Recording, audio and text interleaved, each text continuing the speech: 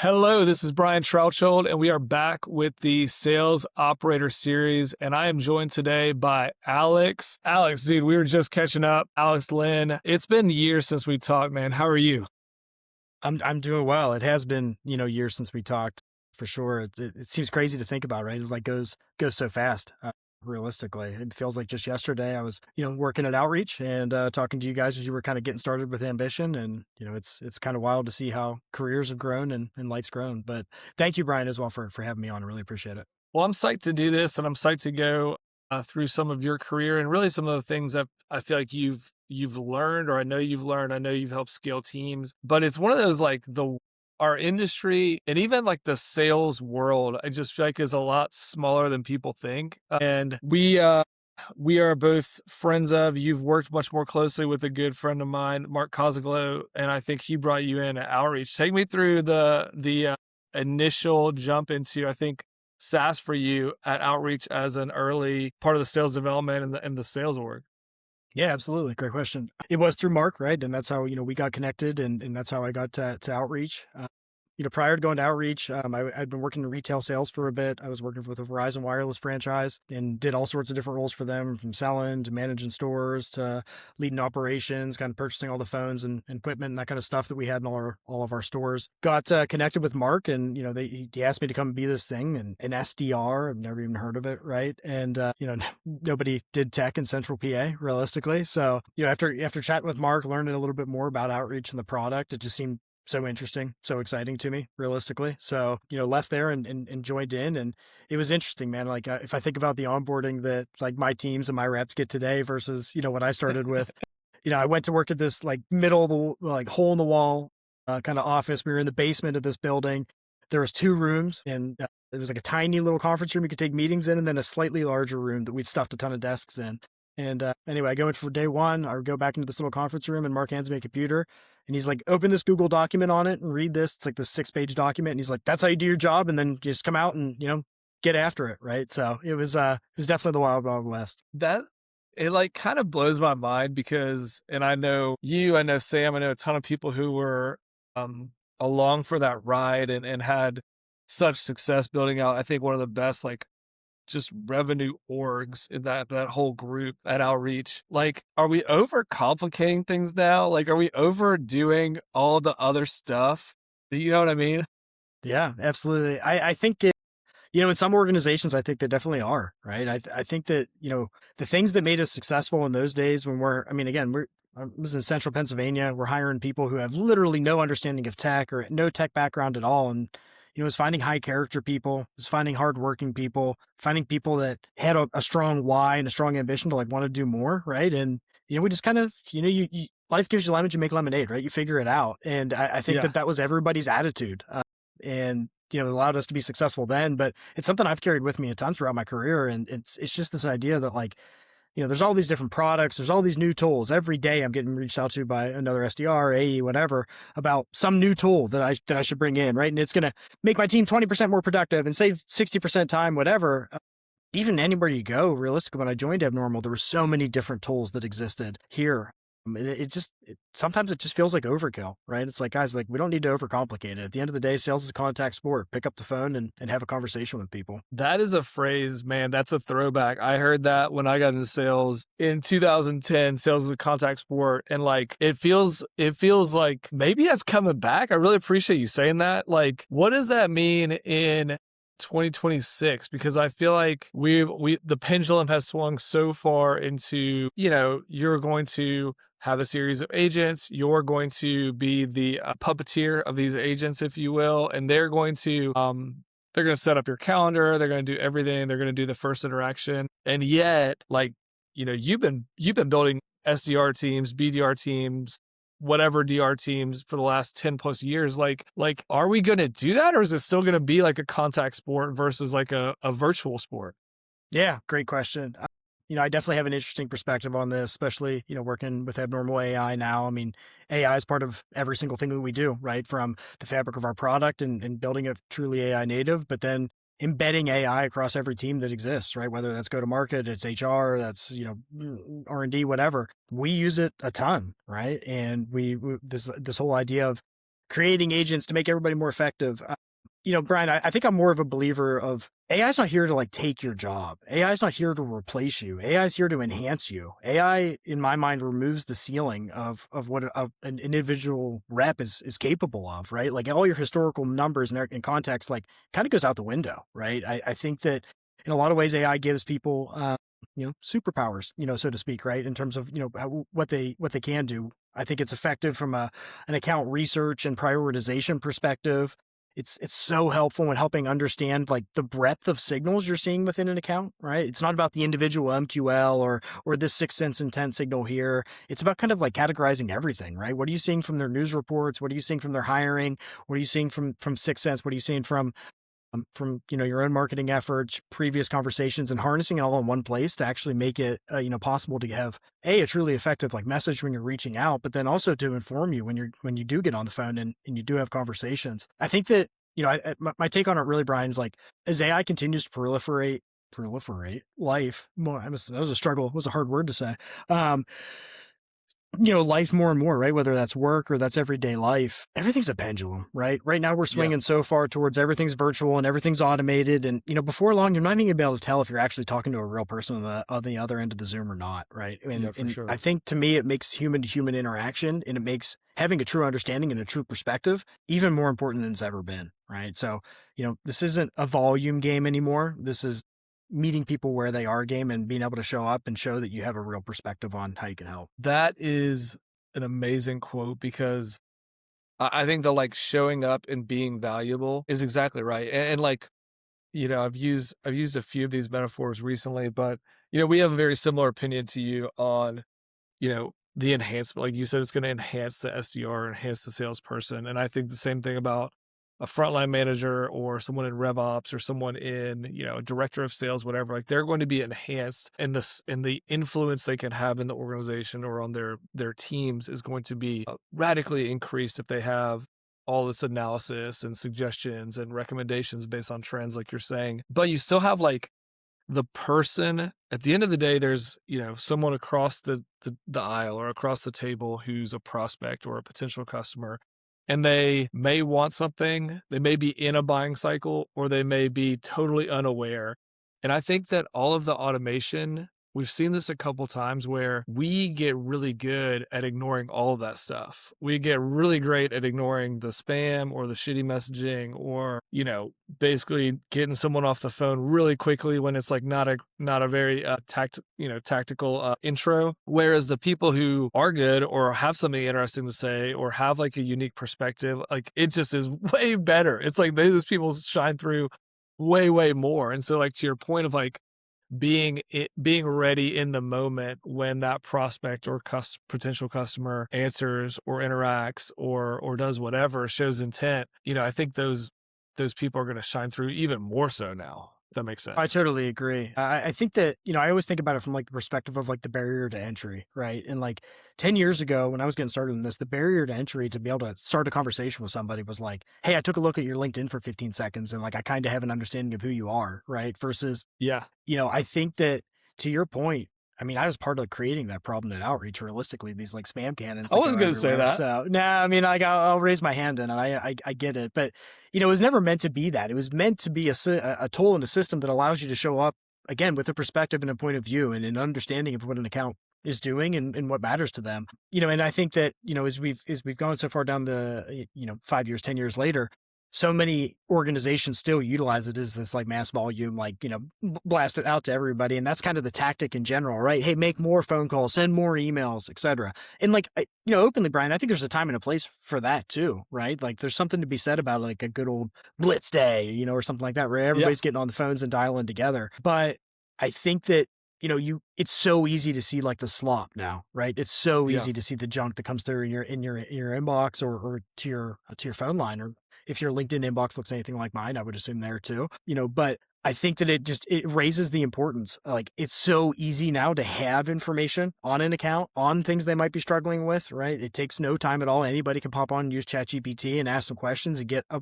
pretty good frame of reference for what's going on in that person's world, probably. At this point, if you show up without that perspective, like there's no chance, right? Yeah. I mean, to your point, you see it in the inbox all the time. I see all these messages come through from the same people over and over and over again, and it's junk. Realistically, it doesn't take many messages if you have a real perspective and a real understanding of what's going on in my world to help. Yeah, I think that's I think the key word there, like actually helping, like having a real perspective, having some background or some type of opinion.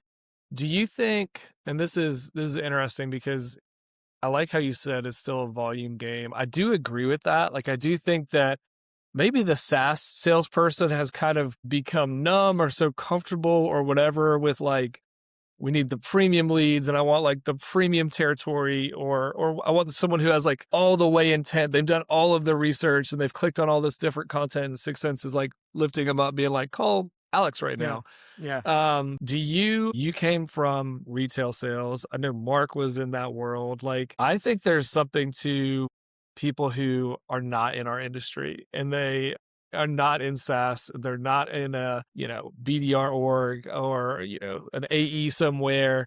Do you look for that type of talent? Or are you looking for people who have less, maybe not unconventional, but like not a background in our industry?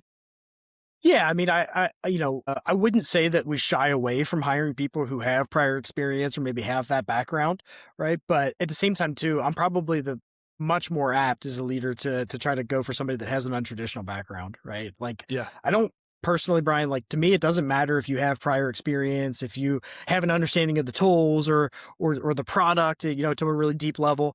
We could teach you all that. That's like literally what our job is here for, right? But I can't teach Yeah. you to have high character. I can't teach you to have a strong work ethic. I can't teach you how to be authentic with somebody, right? Like you either kind of have that in a lot of ways or you don't. And so the things that we look for really, I would say, shy more to that side, right? Like I want people that want to grow. I want people that want to be challenged. And I want people that want their teammates to win just as much as they want to win. Maybe they want to win like a little bit more, like, Yeah. 125, 126%, right? But Yeah. we can teach you all the other stuff, right? So I do think that in a lot of ways, like companies kind of fall too much on this idea of they got to get the perfect candidate from the perfect university with the perfect, background and whatever it is that company is selling. I think anybody can really do it. You just got to find the people that like want to do it. The growing mindset, and I used to kind of roll my eyes at that, but I really do think, and now you'll hear like people talk about, high agency individuals, and we come up with new terms, and it's like, it's kind of the same thing. It's like, who's curious and who wants to grow and who has like a high degree of aspiration for themselves. I saw a great, I think it was on Twitter or X, but it was basically a hypothesis that I think Craig Rosenberg had this interview, and there was someone he was talking to, and I forget that person's name, but you'll find the clip if you look for Craig Rosenberg's his Check it out. pod. But it was like SDR is going to swing. Like we went through this period where everyone was like, we're going to automate SDRs. We're going to get rid of that role. We saw this a ton in our own customers where they kind of like, they had segmented out all the roles. Well, look at a little a little That was pretty reaction. They good. segmented There you all the go. roles. I didn't mean to do that.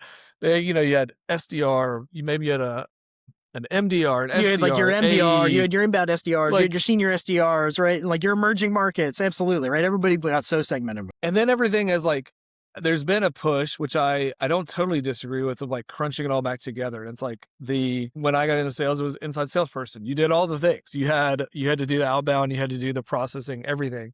And I think there's been this crunch back to that. Anyway, the person's perspective was that SDR is going to come back, but it's going to look more like roles in maybe the 90s or even the 80s, where it's like, this is just a great first step to the company. And maybe you get in and it's almost like, the management training program where, yeah, you got to talk to the tip of the spear prospect. At some point, you're going to maybe be in support or in some type of service or helping people like onboard with the product.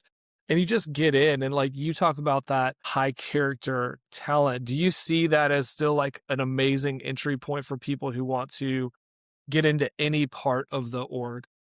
Yeah, 100%. Like obviously I'm an SDR guy. I've been in this game for, 10 plus years. Like this is like kind of my passion and what I think the right place for me, right? When it comes to working in tech. But I'm such a firm believer that everyone that starts at a company should start as an SDR. I think you get no other role in the company is talking to people actually out there that are facing the problems that your company's supposed to solve on a day-to-day basis as much, right? I think that the skills you learn as an SDR beyond prospecting, beyond how to research an account, and I'll do that, but just how to communicate with somebody, right? How to actually be involved in engaging discussions and how to ask questions beyond the first level, how to actually listen to somebody, right? And understand the things that are saying, how to read their facial expressions. Like I tell all the SDRs all the time, but like every conversation that you have, you're sitting at the bar with your buddy and, you're drinking a beer or something. The conversation you're having with them is basically a sales conversation. You're trying to convince them to your point of view, right? The skills that Yeah. you're going to learn here doing this, that's applicable in everywhere in life, right? And I'm also just a believer, Brian, that like the right place for a company to look for talent isn't externally. It's right there where, where you've already been fostering it and growing it internally. Part of the biggest thing that, kind of pushed me and led me to CrowdStrike, in the early days when I left Outreach was this idea of using SDR as a talent development factory for the rest of go-to-market organization, right? And it's something we built a really strong function there, absolutely, not only from a pipe gen perspective, but also talent. But then, it's something I've carried with me. And like, that's the places I want to go now, are the places that want to use SDR as that talent development function. Like, I just think that the experience you gain, whether it's talking to prospects, customers and doing it, also the experience, Brian, I mean, you definitely would recognize this too, of just being overwhelmed, right? Like every AE you have wants something from you. Your manager wants something from you. Your manager's manager wants something from you, or your marketing person wants something from you. You got your own quotas to hit. Like it's overwhelming. It feels like you're thrown in the deep end. And I think that there's something really positive about that. Like you learn a lot about yourself in that environment. And it's not the same as being an AE, but, or being a CSM or whatever that next role is for somebody. But what we're doing is we're simulating like this feeling of like a million different competing priorities all the time. And like, how do you get organized, right? Like, how do you prepare yourself to do this day in and day out? All these different skills I'm mentioning, like that's useful no matter what you're doing, right? And I'm just such a strong believer in it. I could not agree more, especially with the mental shifting. And like, to me, the game of being at the tip of a spear, whatever your organization calls it, whatever your industry calls it, I miss being on the first call where you're like talking to someone who has maybe no idea what your company does. And you're trying to kind of like, you can't just pitch someone like that. You have to kind of like figure out what is the terminology and the phrasing and the words that they're going to react to. That's why I love being at our conferences. Like anytime we sponsor a conference, I want to be at the booth because someone's going to walk by and you're going to like get to watch their face, like interact with your booth content and the things you say. And it's like the highest level of feedback. Absolutely. But I love that. And I mean, hearing you talk about it, I love your passion for it. Give me, you built teams, like you said, for 10 plus years in this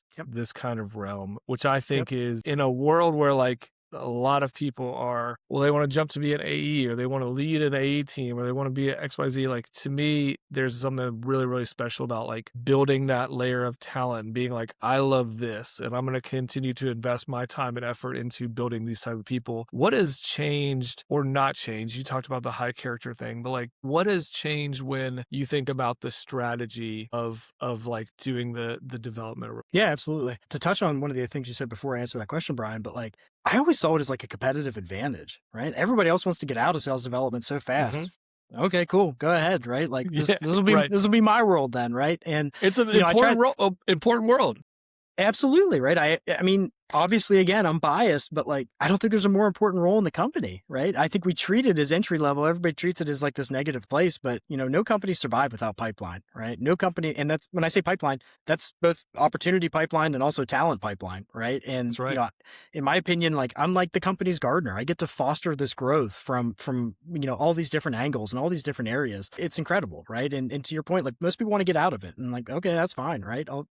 Again, opportunity and competitive advantage for those that stay, right? Most people don't stay in this world long enough to have a sense of maybe perspective, right, on how things have changed. But to answer your question then, Brian, again, I think I used the word volume earlier, and I definitely think that was a big part of it. And, when I got started in this role and in this industry, like, it was, get as many emails as you can out there, make as many phone calls as you can, right? It's a numbers game. Your connect rate's, 6% or 7% or whatever, right? So figure that out off of 100 and figure out how many of those connects you can turn into conversations and how many of those conversations you can turn into meetings. And hey, that's your blueprint for success.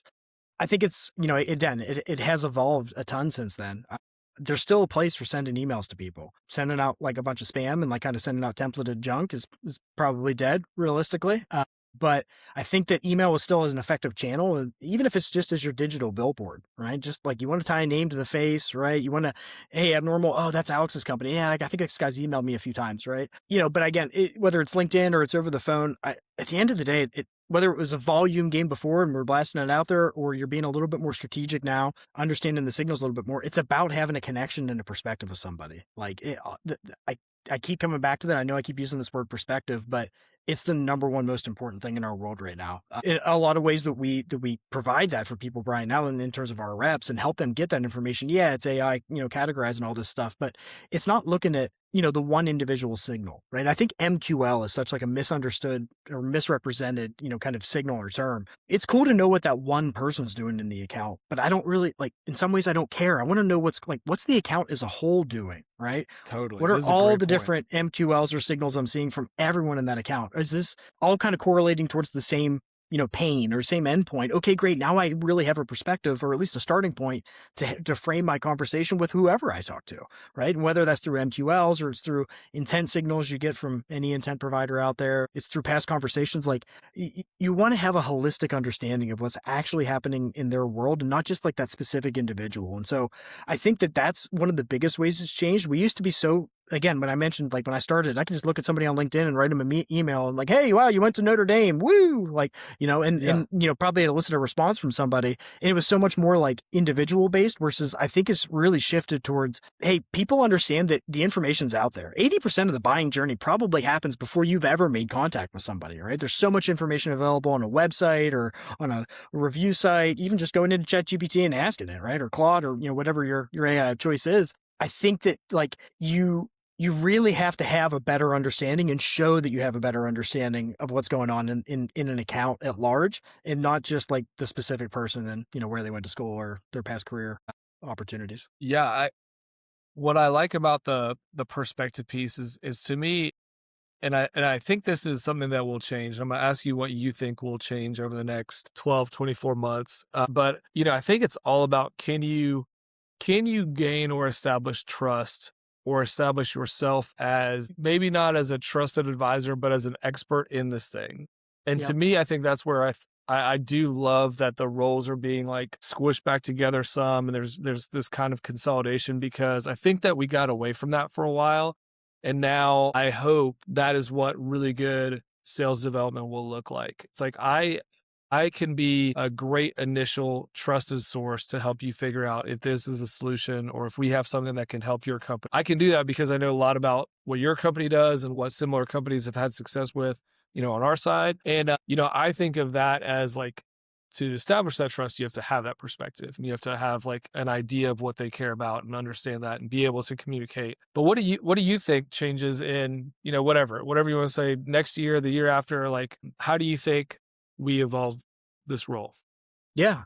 I do think there will be continued consolidation of the role realistically. Like, and I don't mean that as like, it's not like a warning to everybody who wants to go out and be an SDR, right? Again, I'm a big believer in it. I don't think it's going away, but I think for the companies that continue to do it poorly and continue to try to automate it, yeah, like it probably is going away, right? It's probably a massive cost center for you realistically. I think for the companies that are actually investing in it, providing the right resources, whether that's from enablement, from a tooling perspective, really from a career pathing perspective and giving people real opportunity, I think that they're going to continue to use it as a strategic advantage over, everybody else in the industry. Now, in terms of like, how does this continue in the future? I think that the name is wrong realistically. And I think that there's a couple points we can talk on here with it, but like sales development, business development, et cetera, right? That's very me focused, right? Yeah. I think actually and it's also really kind of focused around this idea of like, hey, I'm just going to go out there, I'm going to get you on the phone, and I'm going to develop a sale. I'm going to develop one of these opportunities for us. Yeah, maybe like 10, 15 years ago, but like, I think what we're doing now, and kind of goes back to your point, but like, we're actually architecting pipeline, right? We're not sales development reps anymore. We're pipeline architects, right? That are actually understanding all the inputs, in the signals that we're seeing, and also correlating against like, hey, what's the interaction been like with these people in the past? How many conversations have we had with them, right? How have they generally moved? And companies that look just like theirs, how do they generally move? Who gets involved in the conversation? How do we loop them in earlier to this? How do I leverage my marketing person in the event that's coming up? And how do I kind of keep that in mind as I'm having this conversation with a prospect who doesn't even know us yet, right? But how do I use all this information? How do I maybe get them to that event, right? How do I maybe reach out to my channel partner that I work with and get an understanding of who they know there and how do they generally procure, right? Like I think that there's so much that goes into it. I keep falling back to AI in a lot of ways, but AI gives us the power to correlate all this stuff, to summarize it all, right? At the end of the day, though, we don't really want it to use it as like your engagement engine.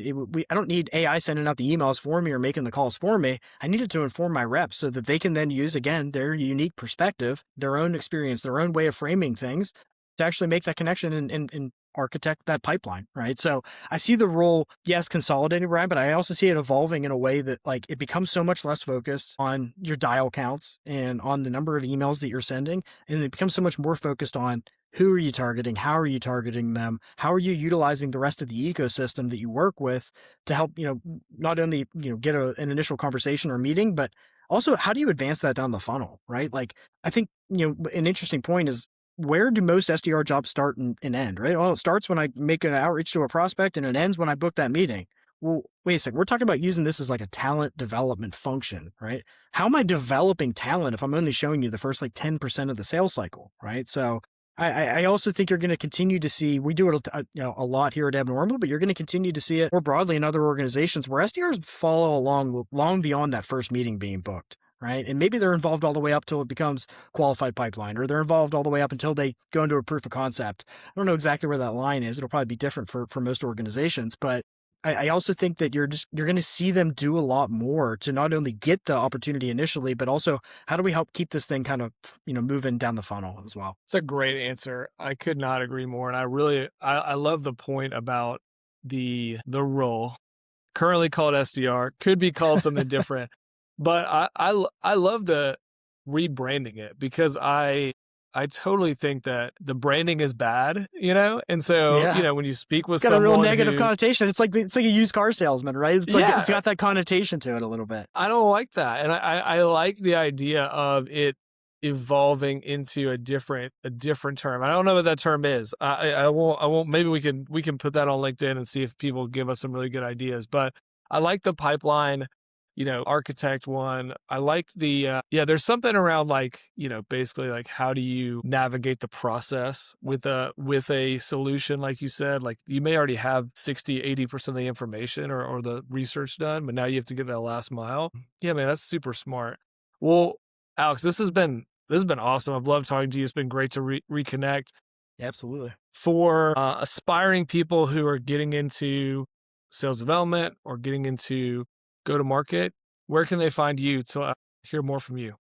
Yeah, absolutely. Appreciate it, Brian. And I've appreciated the conversation as well. But they can find me on LinkedIn, Alex Lynn, Lynn, nice and easy to find. I got a big red beard, pretty hard to miss. And, if you want, you can always reach out to me, on LinkedIn. I think my cell phone number might be on there. I put it on there a long time ago for any SDRs out there who are looking to try and get in contact with me. But if you can find it, I think it might still be hidden. I don't know. But yeah, please reach out. I'm happy to chat. I love talking to people who are looking to get their start in this role, right? Whether it's here with Abnormal or it's somewhere else. I want people to have the opportunity. This sounds crazy, cliche, and really cheesy, Brian, but becoming an SDR like literally changed my life. It gave me so many opportunities that I never would have had I not taken that random role with this random tech company called Outreach that was building a sales office in central Pennsylvania. So I'd love to hear from anybody who wants to reach out. Please shoot me a message. I'm happy to chat and I'm do anything I can to help you, get started in your journey. And, hopefully that could be with Abnormal as well. I love it, man. You are part of, I think, one of the really, really unique special crews of people that you guys built there at Outreach over the years. And now the I don't know, the diaspora of folks from there are at so many cool companies and doing cool things like you are at Abnormal. So once again, thank you so much for joining us on the Sales Operator Series. It's been great speaking with you. And look for Alex on LinkedIn. Once again, I'm Brian. Have a great one. Thanks for joining us. Thanks, guys. Thank you, Brian.